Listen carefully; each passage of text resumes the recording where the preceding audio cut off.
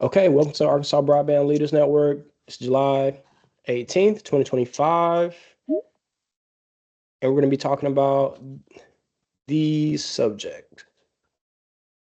We're going to be giving an update on benefit of the bargain bead round. Just wrapped up on Monday. Got some well wishes to Noah. Got some digital opportunity updates, and then we have a featured presentation from Allie Milligan from Communities Unlimited. Looking forward to it. Let's go ahead and dive into the benefit of the bargain round highlights. Quickly, I'm just going to read over the screen, honestly. And so Arkansas became the fifth state to complete the benefit of the bargain round that was mandated in June. We received 728 applications from 33 different providers, featuring all technology types, fiber to LEO to fixed wireless. 99.9% of B eligible locations received a bid. 99% of B eligible locations received two bids, so they were competitive in our eyes. And then look at the timeline for the weeks ahead. Applications, evaluations are in progress. High-level result announcements coming soon. Anticipate public comment period open in August. And then everything will be due September 4th. So we've got an action-packed couple of months with some big news updates. So stay tuned, stay locked in with us on that. So I want to pass to my colleague, Noah. He's had a great year. He's technically completed his service year and hit all of his hour requirements. So I just want to pass the mic to you, Noah. You can share your screen if you want, or just come off mute and give everyone your well to do. Thank you, Cam. Good morning, everyone. For those of you I haven't yet had the chance to meet, my name is Noah Haynes, and I've had the privilege of serving with AmeriCorps at the Arkansas State Broadband Office since last fall. My term of service ends on August 8th, and I will be doing work for the office until then, even though I've completed my hours. But this will be my last ABLN meeting I'll be attending. I wanted to thank each and every one of you for your partnership with the Arkansas Broadband Leaders Network, your commitment to local leadership, your thoughtful feedback, and your tireless advocacy have all been instrumental in expanding broadband access and digital skills across our state. Over the past months, I've been inspired by the commitment you all have shown toward improving our communities, and together we have laid the groundwork for future projects that will bridge the digital divide across multiple spheres. This experience has sharpened my existing skills in research, data analysis, and stakeholder engagement. But more importantly, it has also shown me just how powerful collaboration can be. Looking ahead, I'm excited to build on everything I've learned here by pursuing roles in economic and fiscal policy, legislative analysis, and government strategy. I'm eager to apply data-driven insights to complex challenges, work alongside policymakers and community leaders, and help design strategies that drive equitable growth. Although I'll be out of my role as an AmeriCorps member, I will continue to follow your work closely. I'll celebrate your successes and constantly look for new ways to support our shared mission of making broadband and digital skills more accessible to every Arkansan. Thank you again for welcoming me into this community and for all you do every day. I leave with a deep sense of gratitude and a strong belief that together we can close the connectivity gap for good. Thank you all. Thank you, Noah, for that wonderful message. We sure have appreciated your service and you being a member of the American Connection Corps. So congratulations. I want to get into some digital opportunity updates next. We're still evaluating alternative funding sources, and we want to be sure that we can execute what we have in the future. So we're just crossing our T's and dotting our I's at this point in time. But hopefully we'll have good news at some point on that front. And so right now I'm working on some updated toolkits reflecting the reality of the broadband development funding programs, some closing, some changing, and just trying to um make it easy as make it as turnkey as possible for committees, stakeholders to, like, to run within the changes within the ecosystem that just happened over the course of the last few months. So anticipate those two toolkits, one focusing on forming committees. We have 55. Some are more active than others. Some need to get back on the horse. And so one will be focused on forming and best practices in that domain. Two, the second toolkit will be focused on activities. What can a committee do? What can they be looking at? What strategies could they aspire to? And so be on the lookout for those sometime next month. And also, so we may call this Digital Opportunity Week in Arkansas, but uh, nationally it's called Digital Inclusion Week. And last year, our state did not have an event, and so that's my plea to stakeholders with the new toolkit that comes out next month. I want to have some Digital Opportunity Week events that celebrates the existence and development of broadband services, and and what gives the people the skills to utilize it and take best advantage of the internet. So that's my plea to stakeholders. NDIA is coming out with a press kit today, I believe, and I'll be sure to share it on my platforms, LinkedIn probably. So be on the lookout for that. And yeah, let's plan some events. Let's have some stakeholder engagement. Let's talk to the public about what we know is a need in our communities.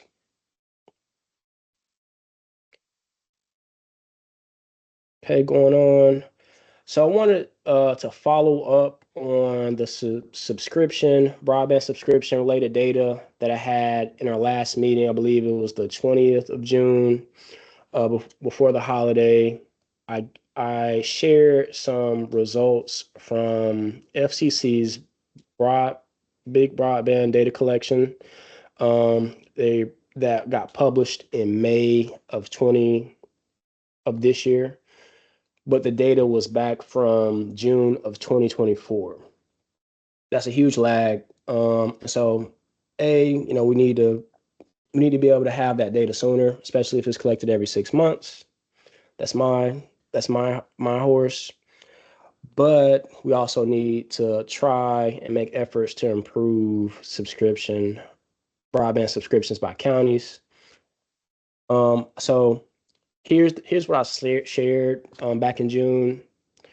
These are all of our regional peers, every state that borders Arkansas, roughly.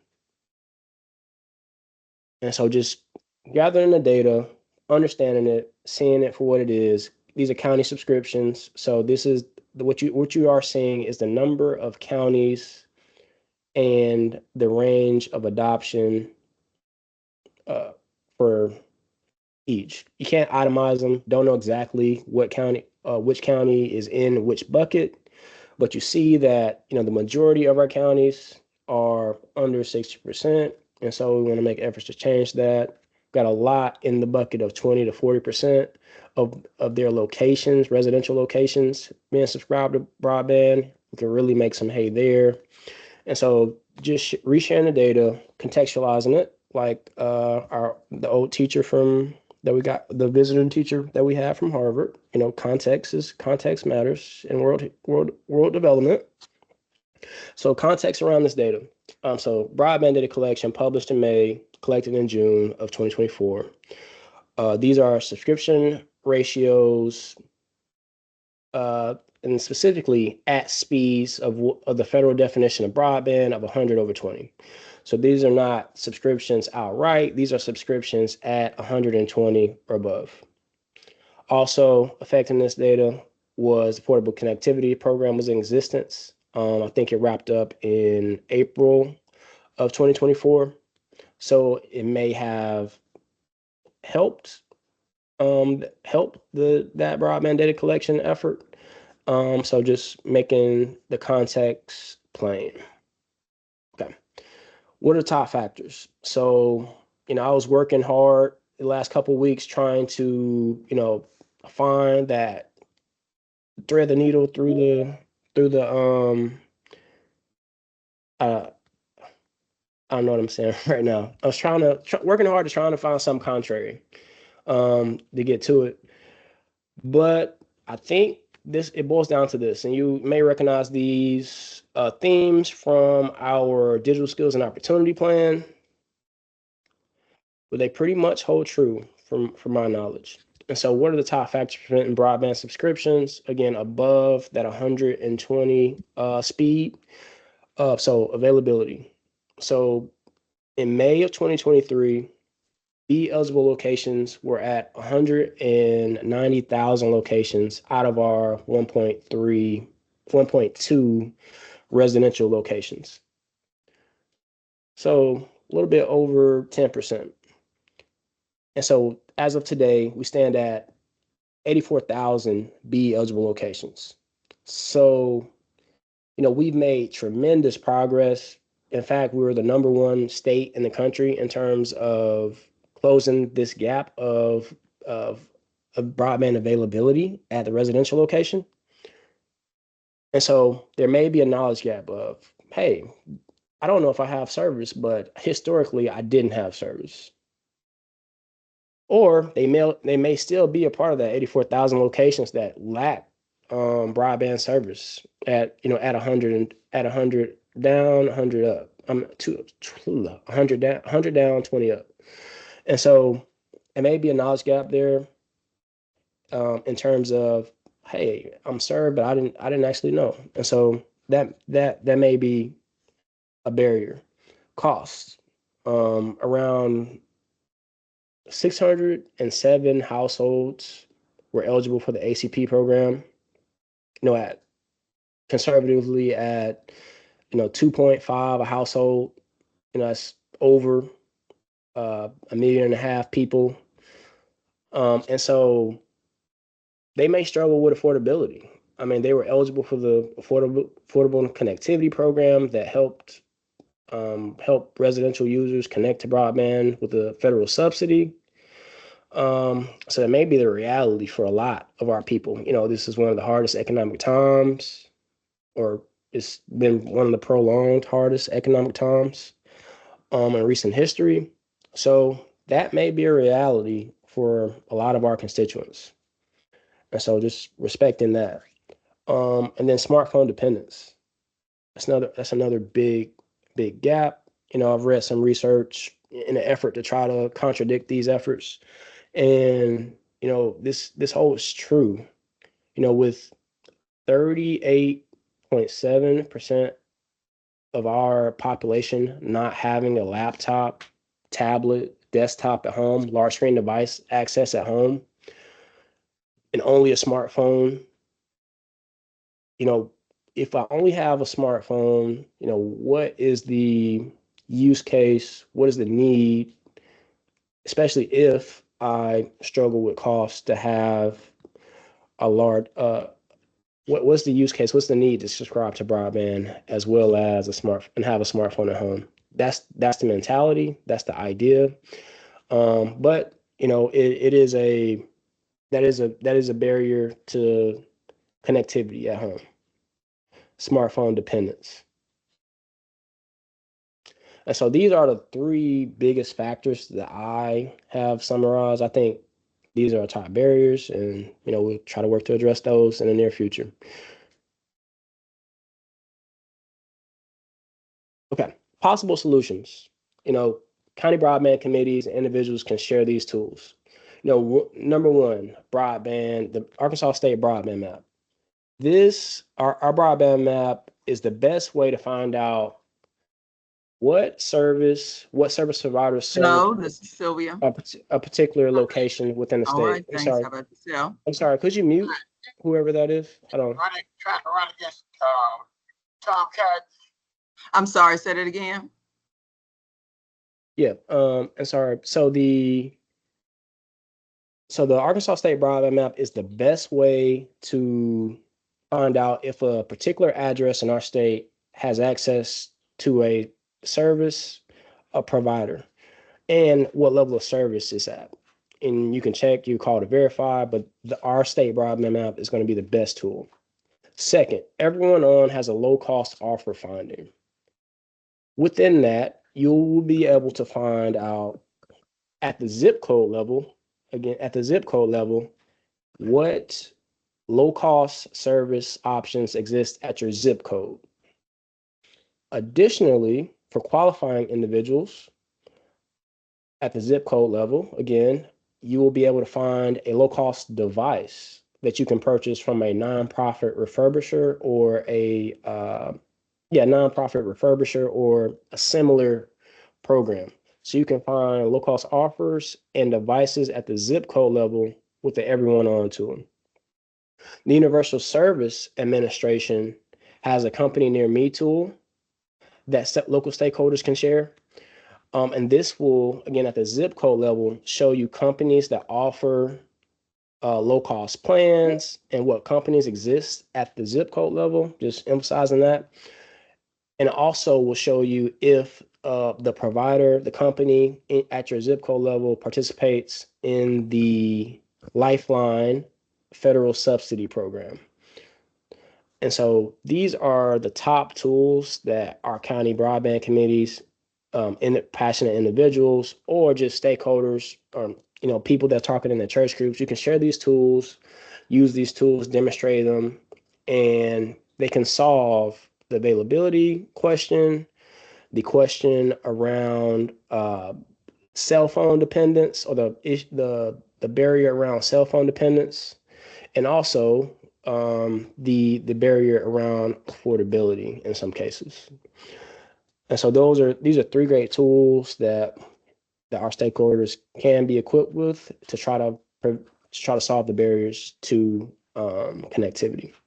Additionally, there needs to be a greater availability of digital navigation and technical assistance services across our state. That's another barrier that we discovered in our digital skills and opportunity plan, and it's another remedy to the barriers we have to connectivity.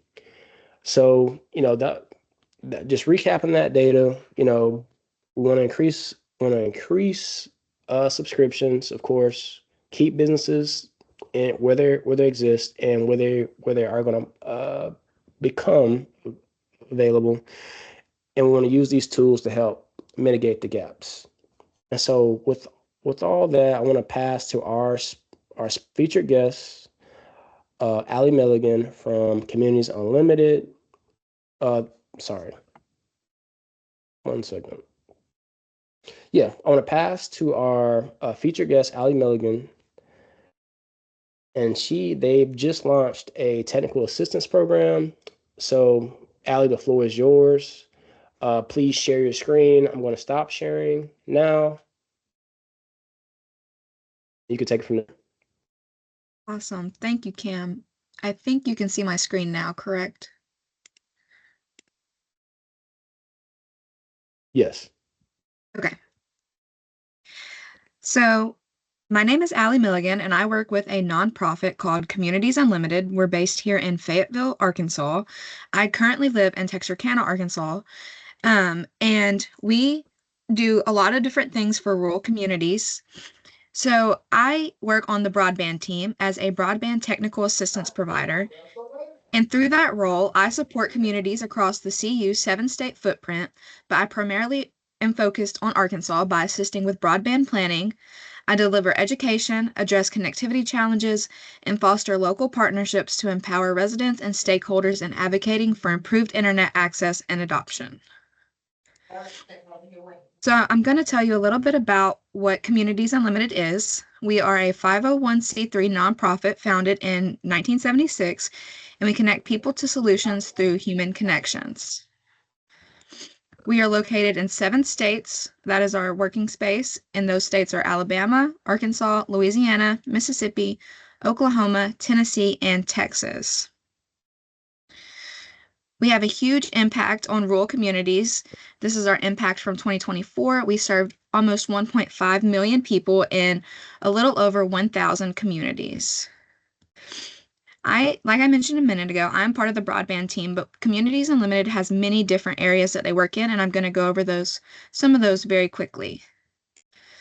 So we are a community development financial institution. As a CDFI, we expand economic opportunity for underserved people and communities by providing access to capital they need to prosper. With our lending, we expand economic opportunities. Sorry, I just said that. We offer lending solutions for small businesses, water, wastewater needs, and housing. We fill the gaps for communities and small businesses with lending solutions tailored to meet their needs. In our environmental services, we work with rural communities to construct, operate, and maintain safe drinking water and sanitary wastewater facilities. We have an entrepreneurship team that help accelerate small business growth and create wealth-building opportunities. And we have a community sustainability team that add value to underserved rural communities by supporting their capacity building. And then next, we have the broadband team. So I wanted to introduce you to our team. We have me, the first, Jackie Carter Houston, which is a broadband technical assistance provider in Mississippi. We have Katie Parrish, who is a broadband technical assistance provider all over our region, but she's going to be working in Arkansas with me. Then we have Mark Pearson, our interstate coordinator. Kaylin Harris, our newest member she just moved over from the Mississippi broadband office, and she's also going to be a broadband technical assistance provider in Mississippi. And then finally, Catherine Krantz. So what do we do as the Communities Unlimited broadband team? We have many roles within broadband. So we help with broadband planning, broadband education. We host monthly cohort trainings that focus on things like grants, basic broadband education, and we also have guest speakers come in from time to time from the USDA. We do technical assistance. We answer community questions. We work with state broadband offices to bring information to communities. We can help lead, teach, train the trainer programs for digital skills. We can help with broadband grants. We empower rural communities to step into the digital world, and we also do work with digital skill toolkits, and so much more. So what is the USDA Broadband Technical Assistance Program? This program is going to provide the opportunity for Communities Unlimited to partner with 23 communities, some in Arkansas, some in Mississippi, over the next 2 years, where CU will assist communities in creating and implementing individualized work plans to further broadband connectivity. The goal is to help these communities improve high-speed internet infrastructure. So in Arkansas, we will be working in these counties and these communities for this BTA grant. So in Phillips County, we will be working in Lakeview, Oneida, Melwood, Elaine. In Lincoln County, Gould. In Jefferson County, Sherrill and Tucker. In Lafayette County, Louisville. In Columbia County, McNeil. In Nevada County, Willisville and Ralston. So we have a pretty large map across the south and eastern border of Arkansas. So what will we be doing in these communities? We will be helping them with education, which will empower community stakeholders with broadband education, policies, and news so that they can be better advocates for their communities. We will work in community engagement, helping stakeholders to understand their community broadband challenges and facilitate introductions to internet service providers. We will do data collection, which will assist the community in gathering data necessary to identify needs, challenges, and barriers that the community faces in high-speed internet access, adoption, and use. We will do project planning, and we will work with the community in identifying their unique broadband needs and assist with project planning to help meet their goals in addition to gathering technical design information to support broadband services. We will do some reporting. We will use the data collected to prepare necessary reports to document the community's need for broadband services. And lastly, we will identify resources and funds, which will facilitate access to federal resources and funds to bridge the gap and bring greater connectivity to communities. So what is our timeline for this grant? This is a 2-year grant that we just started in May 2025 and will go through April 2027. So in the first year, we will be helping establish community leadership teams, collect data, identify community priorities and concerns, research technology and funding options, and then we will write a final broadband and digital opportunity assessment with recommended actions. And then in the second year, we will help the community implement those recommendations. So how can you help us? We want, if you know community stakeholders that work in education, the library, internet service providers, town council members, businesses, healthcare, veteran services, senior citizen service, or any of the mayors in the communities that I listed a minute ago, connect us with community members, tell people about Communities Unlimited in our broadband team, reach out and ask us questions. And we also have monthly community cohorts, like I mentioned. If you would ever have a very passionate thing that you would like to learn about, we would love to hear about topics that you would like to see. Or if you're willing to help us lead a community cohort that you think it is important for rural communities to learn about across Arkansas and Mississippi, we'd also love to talk to you about that. So lastly, here is our contact information. Like I said, I'm Allie Milligan, a broadband technical assistance provider, and there's my number and my email. And Katie Parrish will also be a broadband technical assistance provider in Arkansas. And then Catherine Krantz is our area director for broadband, and she works across all 7 states. And I left this QR code that goes directly to our website, and you can find all of our contact information on our tab under broadband and some awesome broadband stories that we have done in Arkansas and across Mississippi. And if anybody has any questions or would like to reach out to us, please feel free to do so. Thank you, Allie. I think you have one question from Bob Largent. It reads, Okay. Allie, how are the Arkansas counties selected? The counties were selected by, we don't actually work on the county level. We selected the communities, and those were the communities that we found had the largest gaps and the lowest availability for connectivity. So we applied for this grant in 2024, so the numbers would have been based off then. However, we are not limited to working in those communities. If you know other communities in Arkansas that would benefit from our services, we are always willing to work with them. We are grant funded, so sometimes we might not be funded there, but we can always answer questions and try to lead them to people who are funded in their areas to help them, or we can work with them and answer any questions that they may have. And the rest of my team is on. Catherine, Mark, Katie. Anybody has any comments or anything they'd like to add, feel free to go.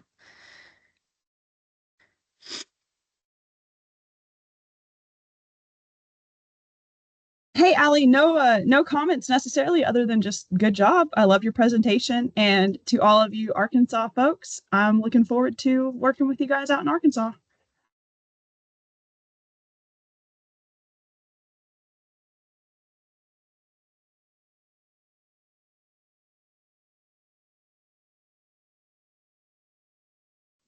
Got 2 questions. One from Todd Perkins.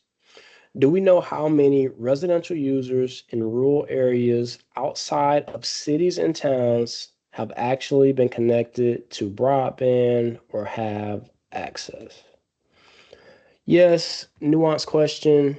Of our 1.2, over 1.2 million residential locations, I don't, honestly, I don't want to answer this specifically because I don't know it off the top of the head. But yes, there is a number. I could find it for you at a later date. Todd. Jeff Collins, does the USDA plan to provide more grants? Potentially, but we don't represent USDA. So that's something we'll look for them to announce, and we may be hosting them for a conversation soon. Katie had a comment. Katie had a comment around her mic. Okay. Yes, looking forward to seeing Katie around the state as well. And then Catherine answered Jeff questions. Yeah, if you have any questions, feel free to fire away. Open Q&A period right now.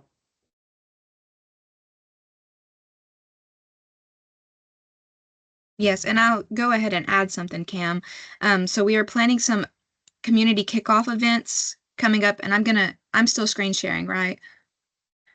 Yes. I'm gonna go back to that slide that has all of our communities. So we just last week kicked off in Phillips County, and coming up in the first week of August, we have a kickoff planned for August 7th in Louisville. And we're hoping to see Columbia County and Nevada counties at that time also. And then in late August or September, early September, we're going to be going to Jefferson County and Lincoln County. So definitely, if you know people or you live in those communities, please send them our way so that we can connect with them and get them to those kickoff meetings. Those are very important. We are also working kind of parallel with the broadband office to establish these broadband action teams in all of the counties across the state.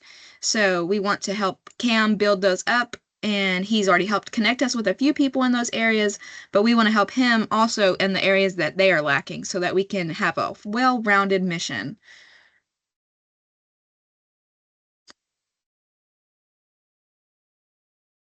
Thank you, Allie. And thank you, Catherine, for assisting with Todd's question. And we can tag team that as well. Yeah, any questions, please fire them away. If not, I don't want to hold you on a Friday.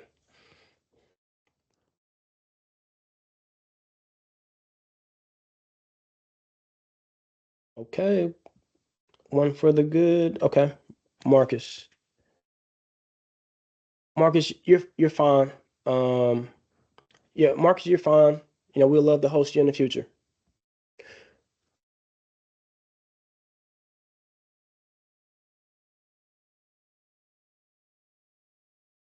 Yes, Jeff Collins, we're going to be working with you on. We look forward to it also.